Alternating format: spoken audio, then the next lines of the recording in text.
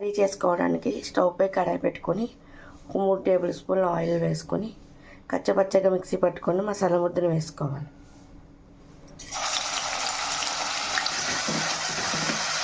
కొద్దిగా పసుపు, కొద్దిగా రాళ్ళుప్పు కూడా వేసుకొని మగ్గించుకోవాలి. మగ్గిన తర్వాత 1 స్పూన్ అల్లం వెల్లుల్లి పేస్ట్ కూడా వేసుకోవాలి.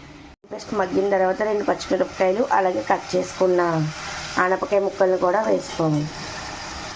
ఇవన్నీ బాగా మగ్గించుకోవాలి. ముక్కలు మగ్గిన తర్వాత మనం తెచ్చుకొని చికెన్ కూడా వేసేసుకోవాలి.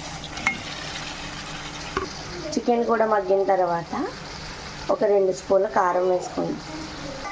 కారం కూడా మగ్గిన తర్వాత 1 గ్లాస్ వాటర్ కూడా వేసుకుని స్టవ్ని సిమ్లో పెట్టుకుని నిదానంగా ఉడికించుకోవాలి. చికెన్ గరం మసాలా కూడా యాడ్ చేసుకుంటే బాగా ఉడికించుకోవాలి. యాడ్ చేసుకుని నాటుకోడి ఆనపకాయ పులుసు రెడీ. చాలా టేస్టీగా ఉంటుందండి. బిర్యానీలో కూడా excellent combination. Please like and subscribe my channel.